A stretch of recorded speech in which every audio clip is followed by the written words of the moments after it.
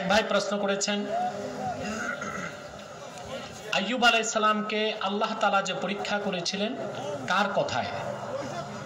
কোন মুফাসসির বলেন শয়তানের কথায়, কোন মুফাসসির বলেন ফেরেশতাদের কথায়। সঠিক উত্তর কোনটি? প্রস্রাবের স্থানে গিয়ে মেসওয়াক করা যাবে কিনা, মৃত মোরগের ভিতর থেকে ডিম বের করে খাওয়া জায়েজ আছে কিনা, সবকিছু আল্লাহর হুকুমে হয় কিনা। যদি বলেন আল্লাহর হুকুমে হয়, তাহলে চোর কি চুরি করে আল্লাহর হুকুমে? ইমামের যদি দাড়ি না থাকে ইমামের পেছনে নামাজ হবে কিনা? বিকাশে টাকা লেনদেনের সময় যে টাকা খরচের জন্য দেই সে টাকা কি সুদের আওতায় পড়ে? বিদেশ থেকে পাঠানো রেমিটেন্স সরকার 2% বোনাস হিসেবে দেয়, সেটি অনেকে সরকারের উপহার হিসেবে নেয়। অ্যান্ড্রয়েড মোবাইল ফোনে অযুবিহীন অবস্থায় হাত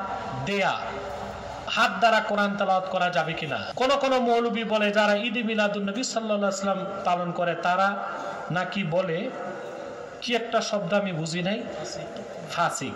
না, কেউ যদি মসজিদের মাইকে টাকা দিয়ে কোনো কিছু হারানোর জিনিসের বিজ্ঞপ্তি দিতে চায় তাহলে এটি কি মসজিদের মাইকে মাইকিং করা জায়েজ? জোহরের প্রথম 4 রাকাত সুন্নত নামাজ আদায় না করে যদি কেউ জোহরের সালাত সম্পন্ন করে এবং 4 রাকাত নামাজ পরবর্তীতে না আদায় করলে তার জোহরের নামাজ কি শুদ্ধ হবে? ইমাম সাহেবের অনুপস্থিতিতে নামাজের জামাত আদায় করার জন্য সহি শুদ্ধভাবে তেলাওয়াত করতে না জানা একজন মুরব্বী সাহেব জামাতে নামাজ পড়াইবেন নাকি সেখানে উপস্থিত একজন শুদ্ধ তেলাওয়াতকারী যুবক নামাজ আদায় করাবেন? মহিলারা প্রায় দেখা যায় চুলে কালার করে থাকেন, এ বিষয়ে ইসলাম কতটুকু সমর্থন করে নাকি করে না বিস্তারিত বললে খুশি হব। ওয়াশরুমে ওযু করলে নামাজ হয় না? আপনার কাছে জানতে চাই, কেউ কোনো এক ওয়াক্তের নামাজ কাজা রেখে পরবর্তী ওয়াক্তের নামাজ কি তিনি জামাতে পড়াইতে পারবেন? কোন সুদখোরের ঘরে একজন শ্রমিক কাজ করা ও খাওয়া ইসলামের দৃষ্টিতে হালাল নাকি হারাম? কোন ব্যক্তি প্রতিষ্ঠানের জন্য সুদ নিলে ওই প্রতিষ্ঠানের কাজ করে কোন শ্রমিক উপার্জন করা জায়েজ কিনা? বিয়ের সময় মেয়ের বাড়ি থেকে উপহার স্বরূপ আসবাবপত্র দেওয়া কতটুকু যুক্তিসঙ্গত? এই ব্যাপারে কোরআন হাদিসের ভাষ্য কি?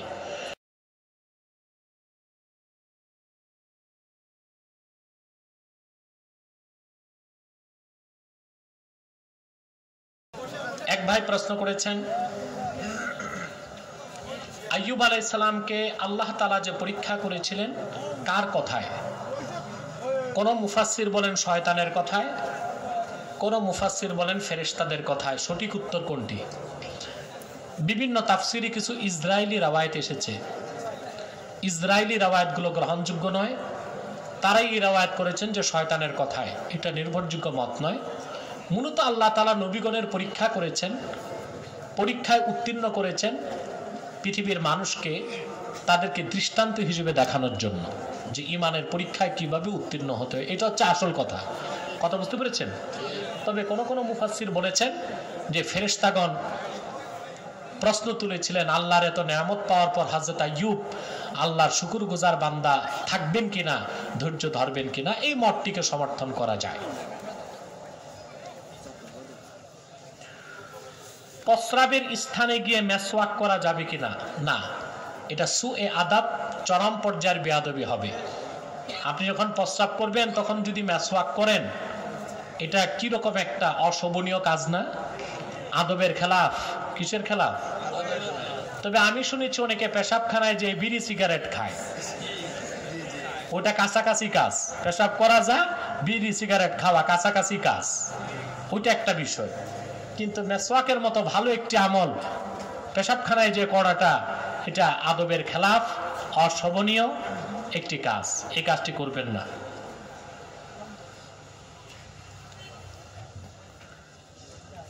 মৃত মোরগের ভিতর থেকে ডিম বের করে খাওয়া জায়েজ আছে কিনা? মোরগ কি ডিম দেয়? পাগল কোথাকার।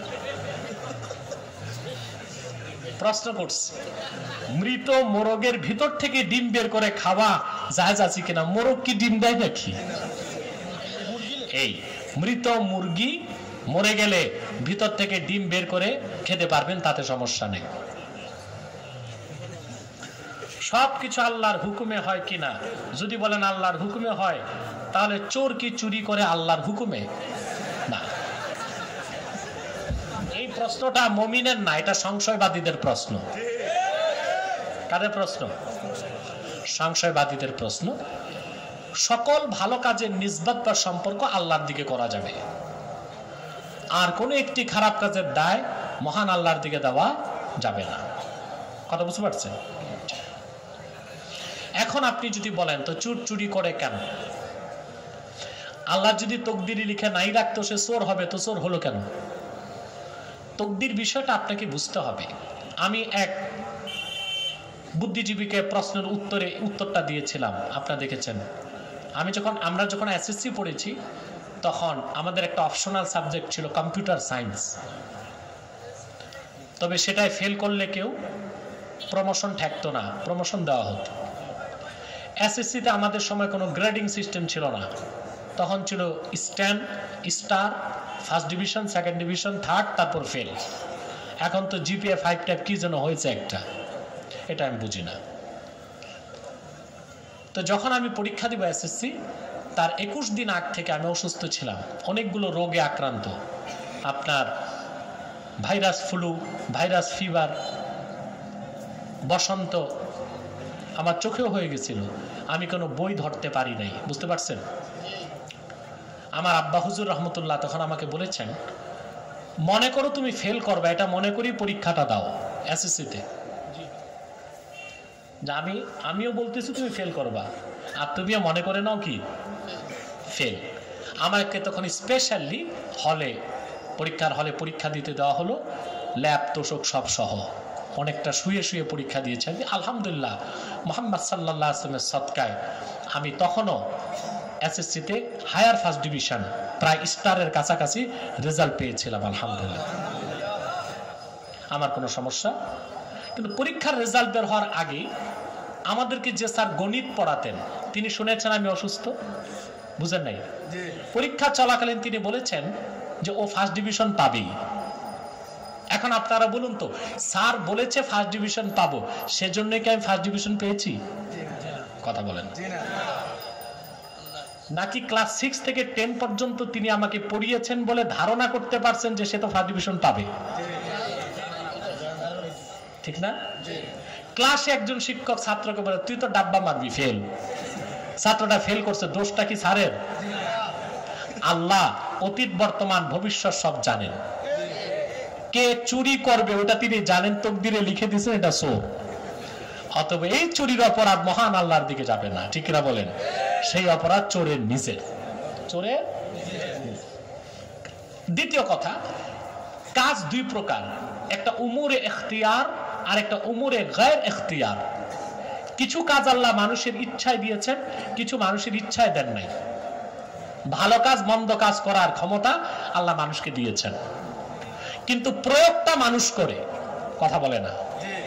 এই যে চুরি করতে পারা, এটা একটা ক্ষমতা না? কথা বলে না? আরে মিয়া, চুরি বিদ্যা বলে বড় বিদ্যা, যদি চোর ধরা না খায়। আমার দেশের চোর ধরা খায় না। চায়না তালা তৈরি করে, টপ মোস্ট সিকিউরড লক, এমন তালা চোর খুলতে পারবে না। কিন্তু চায়নার আবিষ্কৃত তালা বাংলাদেশের চোরের কাছে 30 সেকেন্ড। ঠিক কিনা? এখন বলেন তো, যে মেধা, প্রজ্ঞা, কাজ, এসব তো সৃষ্টিগতভাবে আল্লাহ মানুষকে দিয়েছেন, কিন্তু প্রয়োগ করলো চোর খারাপ কাজে। চাইনিজরা প্রয়োগ করলো আবিষ্কারে, আর বাংলাদেশের চোর প্রয়োগ করলো চুরির কাজে। এই জন্য দায়টা তার। আল্লাহ তাকে স্বাধীন ইচ্ছা শক্তি দিয়েছেন। এই ইচ্ছা শক্তির অপপ্রয়োগ করার কারণে সবকিছু আল্লাহর হুকুমে হয়, তারপরও চুরির দায় চোরের, জেনার দায় জেনাকারীর, হত্যাকারীর দায় হত্যাকারীকে বর্তাবে। আশা করি উত্তরটা পেয়েছেন।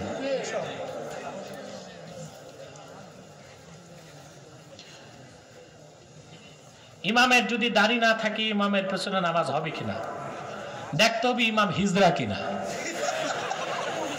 যদি হিজরা হয়, তার পিছনে নামাজ হবে না। আর যদি দেখা যায় যে না, ওনার বয়স হয়েছে, দাড়ি বের হয় না, এটারে বাংলায় বলে মাখুন্দা, আছে না কিছু, কিন্তু তিনি পুরুষ, তাহলে তার পিছনে নামাজ হবে। আর যদি দেখা যায় না, তার দাড়ি বের হয়েছে, তিনি দাড়ি চেষে ফেলে দিচ্ছেন, তা তিনি বড় দরজার ফাসেক, তার পিছনে নামাজ পড়া জায়েজ হবে না। হক্কানি আলেম কারা এবং তাদের পরিচয় কি?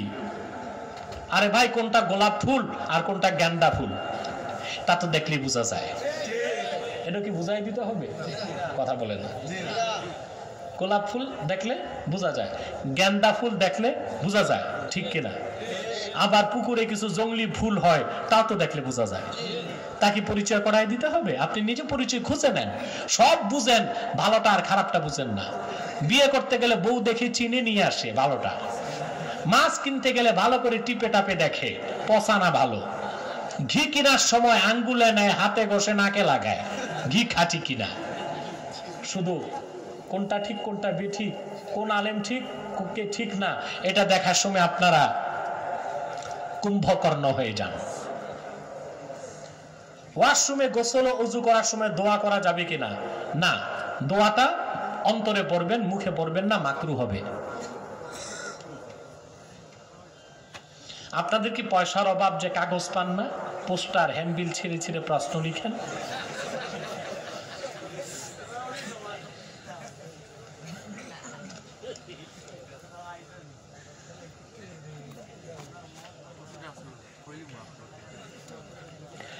শেখের কাছে জানতে চাই, নাবালেগ থেকে মানুষ যখন সাবালক হয়, নির্ধারিত কি কোনো সময় আছে?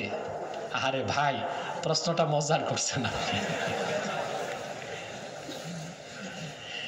মানুষ যখন শুনছেন পৃথিবীতে কোন মানুষ যখন বালেগ হয়েছে, তার বাপ মা বলে দিছে তুমি কালকে বালেগ হয়েছো, সে নিজেই বুঝে সে কি বালেগ হয়েছে, ঠিক কিনা? এটার কোনো বয়স, কিরকম বয়স? যখন সর্বোচ্চ বয়স ছেলেদের 15 বছর, 12 থেকে 15 যে কোনো সময় বালেগ হতে পারে। আর মেয়েদের ক্ষেত্রে 9 থেকে 15 যে কোনো সময় তারা বালেগ হতে, 9 থেকে 12 যে কোনো সময় তারা বালেগা হতে পারে।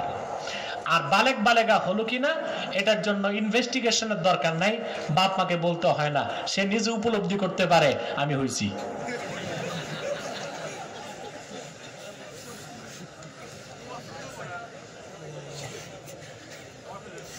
বিকাশে টাকা লেনদেনের সময় যে টাকা খরচের জন্য দেই, সে টাকা কি সুদের আওতায় পড়ে? না, আমি যতটুকু বুঝি সুদে পড়ে না, এটা সার্ভিস চার্জ। আপনার কি বলেন? আপনার টাকাটা পৌঁছে দিচ্ছে, সে একটা চার্জ নিচ্ছে, এটা সুদের আওতায় পড়ে না। বিদেশ থেকে পাঠানো রেমিটেন্স সরকার 2% বোনাস হিসেবে দেয়, সেটি অনেকে সরকারের উপহার হিসেবে নেয়, না এটা সুদ। কিন্তু প্রণোদনা যেটা, ওটা ভিন্ন জিনিস। কিন্তু বিদেশ থেকে যে রেমিটেন্স আসলো, সরকার ওই টাকাটা ব্যাংকে রাখলো, সরকার টাকাটা ইনভেস্ট করলো, আপনাকে 2% দিল, ওইটা সুদের আওতায় পড়বে। সে টাকাটা আপনি নিবেন, কিন্তু নিজে খরচ করবেন না, গরিব মিসকিনকে দিয়ে দিবেন সওয়াবের আশা ছাড়া।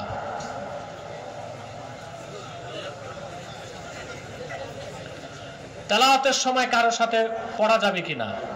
হ্যাঁ, কোনো ব্যক্তি তেলাওয়াত করছে, আপনি পাশে তেলাওয়াত করবেন, তাতে সমস্যা নেই। এটা তো একটা সহজ বিষয়, পাশাপাশি কয়েকজন বসে তেলাওয়াত করতে পারবেন, তাতে সমস্যা নেই।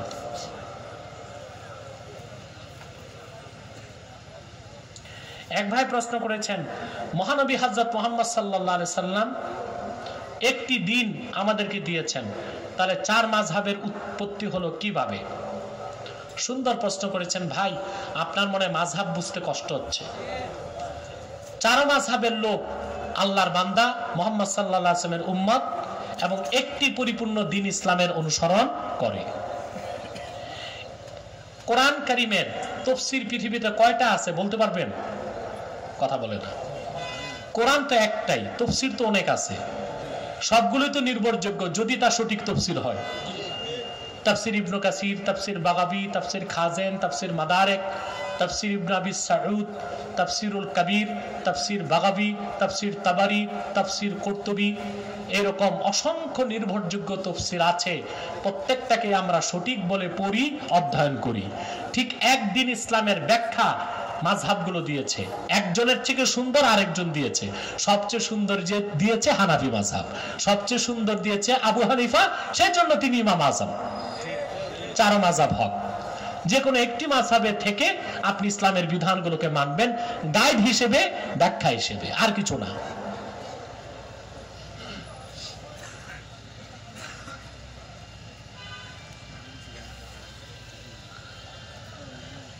অ্যান্ড্রয়েড মোবাইল ফোনে অজুবিহীন অবস্থায় হাত দেয়া, হাত দ্বারা কোরআন তেলাওয়াত করা যাবে কিনা, এটা আদবের খেলাফ হবে।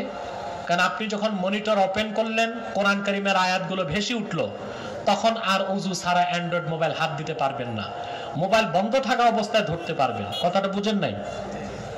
আপনি যখন মোবাইল ওপেন করলেন, মনিটরে কোরআন কারীম ভেসে উঠলো, তখন ওযু ছাড়া ধরা জায়েজ হবে না। কারণ আল্লাহ বলেছেন লা ইয়ামাসসুহু ইল্লাল মুতাহহারুন, পবিত্রতা অর্জনকারী ব্যতীত কেউ স্পর্শ করবে না। কোন কোন মৌলবী বলে, যারা ঈদে মিলাদুন নবী সাল্লাল্লাহু আলাইহি ওয়াসাল্লাম পালন করে, তারা নাকি বলে, কি একটা শব্দ আমি বুঝি নাই, ফাসিক না, এরকম ঢালাও কথা যারা বলে, তারা কোনো ভালো আকীদার মৌলবী না। কিছু আদলি পাশিকা বাটকারা মৌলবী আছে, এদের কাজ হচ্ছে সমাজে ফিতনা ছড়ানো। এদের কথায় কান দিবেন না। বর্তমান আরব সরকার 3 বছর যাবত আরবে রাষ্ট্রীয়ভাবে ঈদে মিলাদুন নবী সাল্লাল্লাহু আলাইহি ওয়াসাল্লাম মাহফিল পালন করতেছে।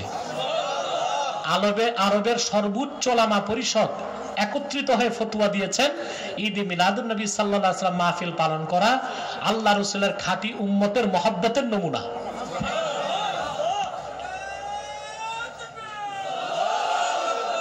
নারায়ে রিসালাত, আহলে সুন্নাত ওয়াল জামাত, মিলাদুন নবী আলো, ঘরে ঘরে চলো, পুরাণ সুন্নাহর আলো, সবুজ সাথী ইসলামী যুব সংঘ, নারায়ে তাকবীর, খতিবে মিল্লাত আল্লামা ডক্টর নাসরুল্লাহ পাতি সাহেব, নারায়ে তাকবীর।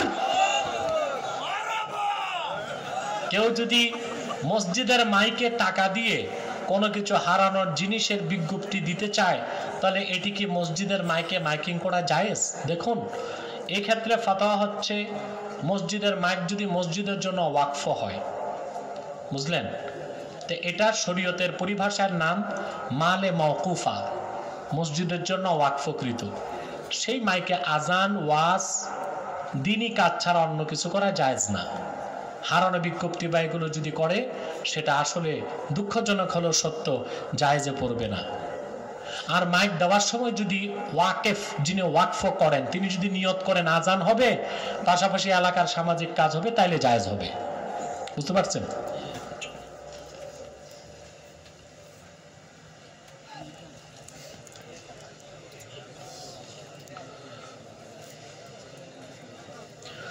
জোহরের প্রথম 4 রাকাত সুন্নত নামাজ আদায় না করে যদি কেউ জোহরের সালাত সম্পন্ন করে এবং 4 রাকাত নামাজ পরবর্তীতে না আদায় করলে তার জোহরের নামাজ কি শুদ্ধ হবে? দেখুন ভাই, জোহরের আগে যে 4 রাকাত সুন্নত, এটা সুন্নতে মুআক্কাদা। এটা কি?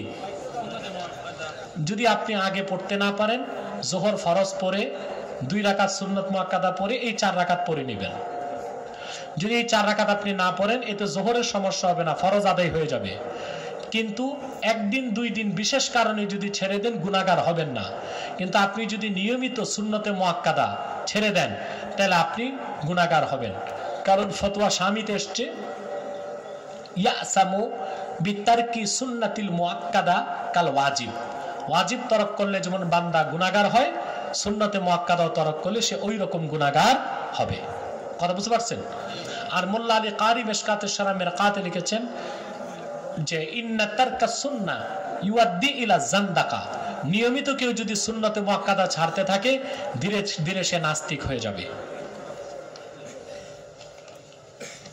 ওনাদেরকে একটু জায়গা দেন, ওনাদের হয়তোবা চুলকানি শুরু হয়ে গেছে, ওনারা যাক, আমরা এখনই দোয়া করছি ইনশাআল্লাহ। ইমাম সাহেবের অনুপস্থিতিতে নামাজের জামাত আদায় করার জন্য সহি শুদ্ধভাবে তেলাওয়াত করতে না জানা একজন মুরব্বী সাহেব জামাতে নামাজ পড়াইবেন, নাকি সেখানে উপস্থিত একজন শুদ্ধ তেলাওয়াতকারী যুবক নামাজ আদায় করাবেন? নামাজের মধ্যে ফরজ হচ্ছে শুদ্ধ তেলাওয়াত। মুরব্বীর বয়স যতই থাক, তার তেলাওয়াত যদি গলত হয়, লাহনে জালি হয়, তিনি নামাজ পড়াবেন না, জায়েজ হবে না, যদি সেখানে এমন কোন যুবক থাকে যার তেলাওয়াত শুদ্ধ। কারণ আল্লাহ বলেছেন ওয়ারাত্তিলিল কুরআনা তারতিলা, শুদ্ধভাবে কোরআন তেলাওয়াতকে আল্লাহ ফরজ করেছেন নামাজের মধ্যে। কথা বুঝতে পারছেন?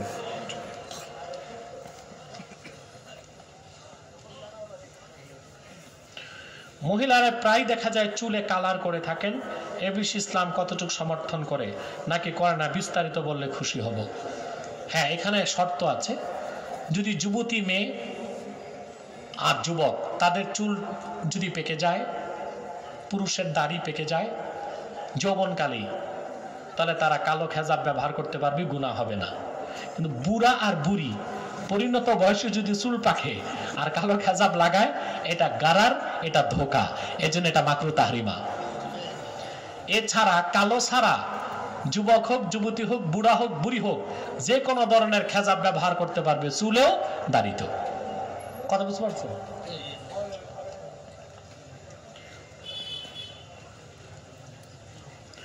ওয়াশরুমের মধ্যে অনেককেই দেখা যায় নামাজের ওযু করে, কিন্তু আমরা জানি ওয়াশরুম পবিত্র জায়গা নয়। তাহলে কি ওয়াশরুমে ওযু করলে নামাজ হয় না? ওয়াশরুম অপবিত্র জায়গা, আর ওযু করবে না অপবিত্রতা দূর করতে, তাতে তো সমস্যা নাই। তবে ওয়াশরুমে আপনি যদি ওযু করেন তাতে দোয়া পড়তে পারবেন না, এই জন্য ফুকাহে কেরাম মাকরুহ লিখেছেন। আপনি ওয়াশরুমটা সেপারেট করে নেবেন, বুঝলেন? ইস্তেনজার জায়গা আলাদা, ওযুর জায়গা আলাদা। আপনার কাছে জানতে চাই, কেউ কোনো এক ওয়াক্তের নামাজ কাজা রেখে পরবর্তী ওয়াক্তের নামাজ কি তিনি জামাতে পড়াইতে পারবেন? যদি ব্যক্তিটা সাহেবে তারতিব হয়। কি হয়? অর্থাৎ বালেগ হওয়ার পর যার জীবনে একসাথে 6 ওয়াক্ত নামাজ কাজা হয় নাই, এরকম লোক বাংলাদেশে কম আছে। এই লোক সাহেবে তারতিব, তার যদি কোনো এক ওয়াক্ত কাজা হয়, সে অন্য ওই কাজা উঠানোর আগে আদা নামাজ পড়তে পারবে না নিজেও, অতএব ইমামতির প্রশ্নই আসে না।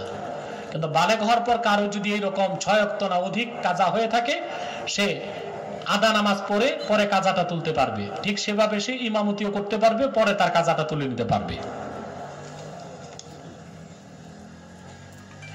ওটার উত্তর হয়ে গেছে। আরেকটা প্রশ্ন,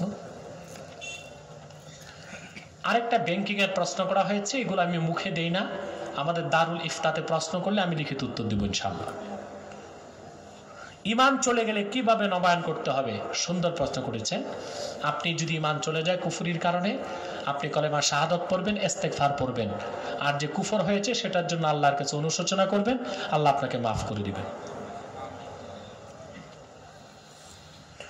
কোন সুদখোরের ঘরে একজন শ্রমিক কাজ করা ও খাওয়া ইসলামের দৃষ্টিতে হালাল নাকি হারাম? বেটা মজদুর এমনি না খেয়ে মরে, আবার তুমি বলবা সুদখোর ঘুষখোর বাঁচতে, তো তো এমনি মরে যাবে।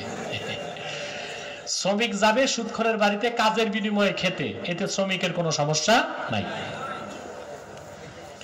কোন ব্যক্তি প্রতিষ্ঠানের জন্য সুদ নিলে ওই প্রতিষ্ঠানের কাজ করে কোন শ্রমিক উপার্জন করা জায়েজ কিনা? ওটি শ্রমিকের দায় না, যিনি করছেন সুদের দায় তার।